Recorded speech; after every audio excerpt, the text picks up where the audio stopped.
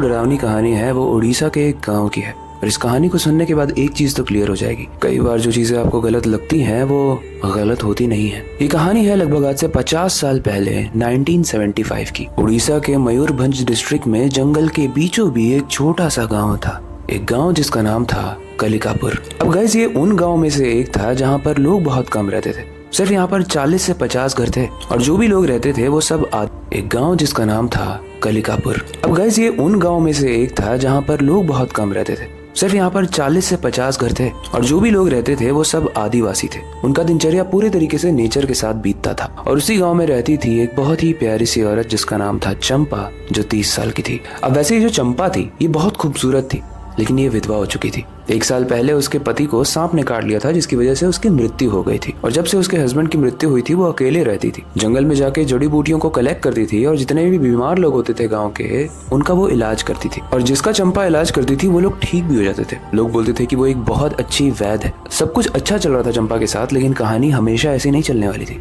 ये तो हम जानते हैं इंसान कितना खूंखार होता है और किसी औरत के हस्बैंड के मरने के बाद कुछ वाहियात इंसान या फिर वाहियात मर्द होते हैं कुछ सोसाइटीज में जिनकी नजर उस औरत पर पड़ जाती है जिसका मर्द नहीं होता है। यही होना शुरू हो गया चंपा के साथ। इसके बाद कहानी ने जो ट्विस्ट एंड टर्न्स लिए हैं ना, कसम से आपको मजा भी आएगा लेकिन थोड़ा सा डर भी।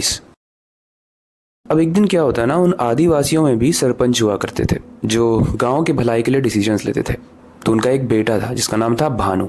वो जाता है चंपा के घर में और चंपा से बोलता है कि तू अकेली रहती है ना, तुझे किसी मर्द की जरूरत तो नहीं। अब जिस तरीके से वो चंपा के घर में घुसा था, चंपा ने उसे धक्के मार के निकाला और बोला कि मेरे को किसी की जरूरत नहीं है और दोबारा यहाँ पर आना मत। अब भानु गुस्से में वहां से चला तो गया, लेकिन मन ही मन में बस एक ही चीज सोच रहा था, मैं इसको सबक सिखा के रहूंगा। अब गाइस भानु ने चंपा को मारा पीटा या उसके साथ कुछ गंदा नहीं किया, लेकिन भानु ने गांव में बहुत तेजी से फैलने वाली चीज का फायदा उठाया, यानी अफवाह। उसने अफवाह फैला दी कि ये जो चंपा है ये काला जादू करती है। एंड गाइस पुराने जमाने में एक काला जादू करने वाली औरत के साथ क्या क्या होता था उसकी तो बहुत सारी कहानी हमने ऑलरेडी सुनी है और पढ़ी है। इसके अलावा लोग और रिलेट करने लगे कि शायद इसका हस्बैंड भी इसीलिए मरा क्योंकि ये काला जादू करती थी और इसने अपने हस्बैंड को कुर्बान कर दिया काला जादू के लिए। पहले के लोग सीधे और अनपढ़ हुआ करते थे, ज्यादा इन्फॉर्मेशन हुआ नहीं करती थी, तो हर बात पर वो विश्वास कर लेते थे।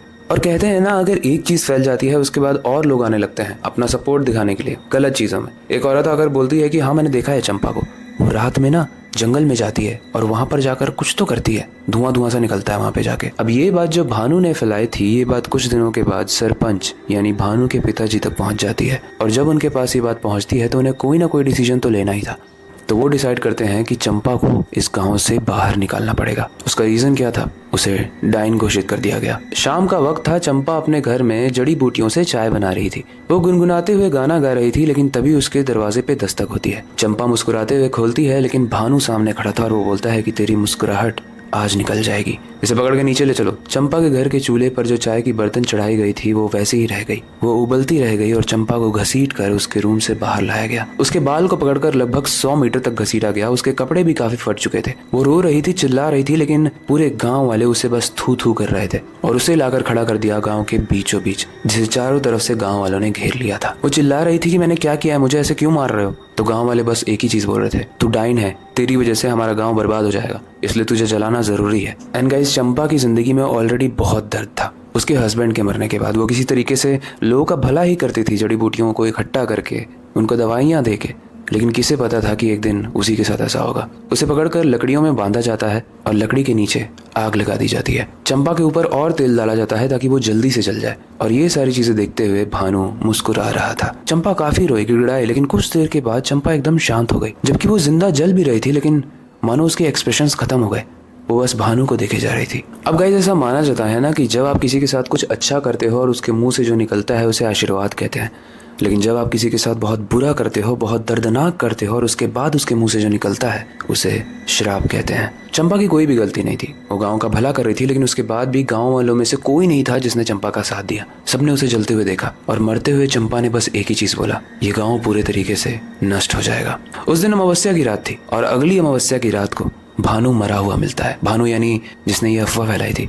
उसके बाद एक एक करके काफी लोग मरने लगे और मरने भी बड़े अजीब तरीके से लगे थे। हर इंसान का जो हाथ वाला पार्ट था, दोनों ही हाथ अपने धड़ से अलग कर दिए गए थे और इसका रीजन कुछ लोग ऐसा बताते हैं कि जिस दिन चंपा जल रही थी तो उस दिन डायन डायन बोल के सब लोग तालियां बजा रहे थे जिसकी वजह से चंपा ने ये डिसाइड किया कि वो सबका हाथ ही उखाड़ के उसे मारेगी, ताकि ये एक एग्जाम्पल सेट हो कि किसी भी बेकसूर के मरने पर तालियां नहीं बजाते। एंड गाइस, जब भी अमावस्या होती थी ना, तभी इस गाँव में कोई ना कोई गायब होता था या मारा जाता था। ऐसा माना जाता है कि चंपा मरने के बाद एक भेड़िया बन गई थी, और ये तो हम भी जानते हैं कि भेड़िया का असली रूप कब आता है, अमावस्या की रात को। तो वो बहुत ही खूंखार भेड़िया बनती थी, आती थी और हाथ फाड़ के चली जाती थी। और उस दिन के बाद से इस गांव का नाम कलिकापुर से बदलकर डाइन वाला गांव रख दिया गया। लोग यहाँ पर आने से भी डरने लगे। लेकिन लगभग 49 ईयर्स के बाद, यानी लगभग 2024 में यहाँ पर होती है एक गवर्नमेंट डॉक्टर की पोस्टिंग। एक डॉक्टर जिसका नाम था डॉक्टर अनिल, जो 32 साल का था। अब यहाँ की कहानियां ना तब तक काफी प्रसिद्ध हो चुकी थी, तो उसके रिलेटिव्स बोल भी रहे थे कि आप इस गांव में मत जाओ, मैंने सुना है इस गांव में काफी गलत चीजें होती हैं। एक भेड़िया है जो आता है और खा जाता है सबको। डॉक्टर बोलता है कुछ भी तुम लोग बात करते हो, ये सब वैम्पायर वाली मूवीज नहीं है, ये रियल लाइफ है, यहाँ ऐसा कुछ नहीं होता है। जब वो गांव पहुंचता है तो वो बहुत शांत होता है, और गांव में बहुत कम लोग अब बचे हुए थे, क्योंकि बाकी लोग सब भाग चुके थे। वही लोग बचे हुए थे जो बहुत बेबस थे, और वो हर रोज चंपा की पूजा करते थे। जब डॉक्टर उस गांव में एंट्री लेता है तो वो गांव वालों से बोलता है कि मैं यहाँ का नया डॉक्टर हूँ, और आप लोगों को जो भी प्रॉब्लम्स होंगी आप मुझे आके बता सकते हो, मैं दवाई दूंगा। लेकिन डॉक्टर जैसे ही ऐसा बोलता है, वहां पर बैठा एक बहुत ही बूढ़ा सा इंसान बोलता है, भैया आप अमावस्या के पहले यहाँ से चले जाइए। डॉक्टर बोलता है मैं क्यों जाऊंगा, अमावस्या में तो अभी 3-4 दिन ही बचे हैं, मैं यहाँ पे 6 महीने के लिए आया हूँ, मैं नहीं जाऊंगा। वो बूढ़ा बोलता है अगर आप नहीं जाओगे तो एटलीस्ट चंपा की फोटो अपने घर में रखो और उसकी पूजा करना, वरना अगर चंपा को पता चला कि आप पूजा नहीं करते हो तो उसे ऐसा लगेगा कि आप उन गांव वालों में से एक हो जो आज भी उसे डाइन मानता है। डॉक्टर बोलता है तुम लोग यार कहानी बड़ी अच्छी बनाते हो, कुछ भी बोलते रहते हो। ये सारी चीजें इग्नोर करके डॉक्टर वहां चला जाता है जहां पर उसको रहने के लिए स्थान मिला होता है। लेटे हुए वो अपने घर में कॉल कर रहा है और अपनी बीवी से बताते हुए कह रहा है कि यहाँ के लोग कहानी बड़ी अच्छी बनाते हैं। बीवी बोलती है वो कहानियां नहीं है, प्लीज हमारी बात को समझो। फिर डॉक्टर बोलता है कि मुझे आने के लिए पैसा दिया है क्योंकि मेरे अंदर काबिलियत है। उसकी बीवी बोलती है तुम्हें आने के लिए पैसा दिया है क्योंकि तुम माने हो, काबिलियत बहुत डॉक्टर्स में होगी, लेकिन तुम्हें शायद अपनी जान की परवाह नहीं है। अनिल को बहुत गुस्सा आ जाता है ये सब फालतू चीजों में, और वो फोन काट के रख देता है। सोच रहा है और उसकी नींद लग जाती है। गांव वालों के लाख कहने के बाद भी उसने चंपा की फोटो अपने रूम में नहीं रखी थी, और लगभग रात के 2 बजे जब अनिल गहरी नींद में था तो उसे ऐसा लगता है जैसे उसके दरवाजे पर कोई खरोच रहा है। अनिल की आंख टूट जाती है, वो दरवाजे की तरफ देखता है लेकिन वो आवाज आना बंद हो जाती है। उसके बाद जहाँ पर अनिल लेटा हुआ था वहाँ के राइट साइड में एक विंडो थी, एक विंडो जो बंद तो थी लेकिन वहां से एक बहुत बड़ी बहुत विशाल परछाई दिख रही थी। एक परछाई जो किसी इंसान की नहीं थी बल्कि एक बहुत बड़े भेड़िए की थी। और अनिल उठकर जब खिड़की को खोलता है तो वो देखता है कि उसके सामने एक बहुत ही विशाल सा भेड़िया खड़ा है जिसकी लाल आंखें हैं, तेज धार वाले नाखून हैं, और वो गुर्राते हुए अनिल को देख रहा है। उस भेड़िए की नाक इतनी लंबी थी कि वो खिड़की के अंदर अपनी नाक को डाल के अनिल को सूंघ रहा था। और इस सिचुएशन के बाद अनिल की हालत टाइट हो गई थी। लेकिन तभी अनिल को एक बात याद आती है, एक बात जिसमें गांव वाले ने कहा था कि कभी आपका अगर उस भेड़िया से सामना हो तो आप बस एक ही चीज कह देना कि मैं चंपा को डायन नहीं मानता हूँ, चंपा निर्दोष थी। और वो भेड़िया मुंह फाड़कर अनिल का सर खाने ही वाला होता है, तभी अनिल कह देता है कि मैं चंपा को डायन नहीं मानता, चंपा एक बेकसूर थी।